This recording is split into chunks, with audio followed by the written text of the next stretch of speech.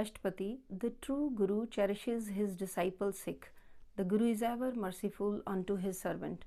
The Guru washes off the filth of evil intellect of his disciple Sikh. By Guru's teachings, the disciple repeats the name of the God. The true Guru cuts off fetters of his disciple Sikh. The Guru's Sikh shuns evil deeds. The true Guru gives wealth of God's name to his disciple Sikh. Very fortunate is the disciple of the Guru. The true Guru ennobles the life of his disciple in this world and the next. O Nanak, with the fullness of his heart, the true Guru mends his Sikh. That selfless servant who lives in the Guru's household obeys the Guru's command with his entire mind. He is not to call attention to himself in any way. He is to meditate constantly within his heart on the name of the Lord.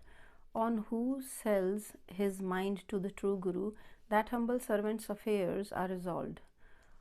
One who performs selfless service without any thought of reward shall attain his master. Nanak, he himself grants his grace on that selfless servant who acts on the guidance of the Guru's teachings. The servant who fully wins the heart of the Guru comes to know that state of supreme being. He is the true Guru within whose heart resides God's name. Many times over I am sacrificed unto that Guru. The Guru is the trier of everything and giver of life. Throughout the 24 hours he remains imbued with the love of the Supreme Lord. The servant of the God is absorbed in the Supreme Being, and Supreme Being is in the servant. The Lord himself is but one of this, there is no doubt. By thousands of clever devices the Guru is not obtained. O Nanak, such a Guru is obtained by greatest good fortune. Blessed is the Guru's darshan. Receiving it, one is purified. Touching his feet, one's conduct and lifestyle becomes pure. Abiding in his company, one chants the Lord's praises and reaches the divine portal of the Supreme Lord God. Listening to his teachings, one's ears are joy-filled and mind is contented, and the soul is fulfilled with faith. The Guru is perfect. The Guru's teachings are everlasting. Beholding his ambrosial glance, one becomes saintly, and less are his virtuous qualities. His worth cannot be appraised. O Nanak, whosoever pleases him, to him he unites with himself. The tongue is one, but the Lord's praises are manifold. He is true Lord and perfect perfection. The mortal by no manner of speech can reach the Lord. God is inaccessible, incomprehensible, balanced in the state of nirvana. He is not sustained by food.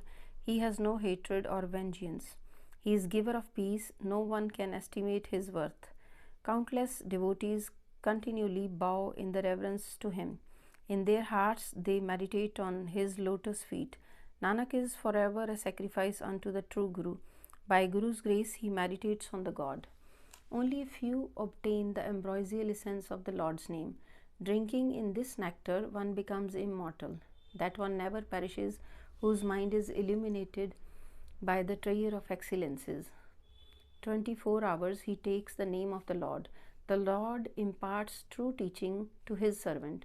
He is not infected by emotional attachment to Maya. In his mind he cherishes the one Lord. O Nanak, in the pitch darkness a lamp of realization shines forth, and doubt, emotional attachment and pain are erased. O brother, by perfect teachings by those holy beings, coolness prevails in the midst of heat. Happiness ensures and pain flees, and gone is the fear of birth and death. Fear departs, and now life is without fear. All maladies of mind are deserted and lie destroyed. He takes us into his favor as his own.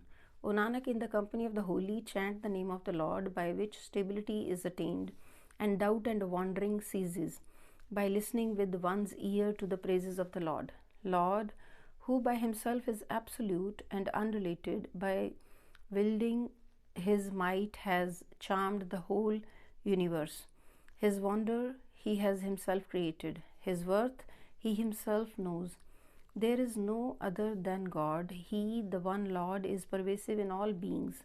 Like warp and woof, he is prevailing in all forms and colors. He becomes manifest in holy company. By creating the creation, Lord has shown his might. Nanak is a sacrifice unto him innumerable times. Slok, O man, nothing shall go with you except your devotion. All poisonous sins are ashes. Meditate on the name of the Lord.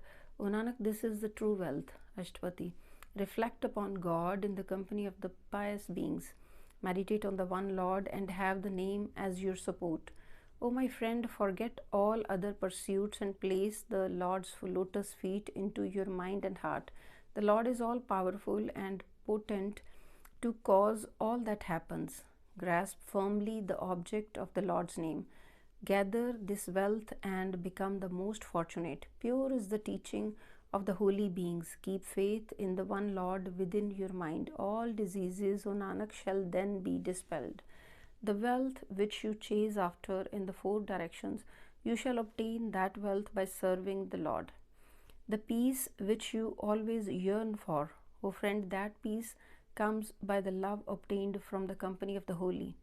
The glory for which you perform good deeds, you shall obtain that glory by seeking the God's shelter. The malady which is not cured by innumerable efforts, that malady is cured by applying the medicine of the Lord's name. Of all prayers, the Lord's name is the supreme prayer. Chant it, O Nanak, and you shall be accepted in the Lord's court. By meditating on the God's name, enlighten your mind with the name of the Lord. Its wandering in 10 directions ceases and it comes to its rightful place of rest.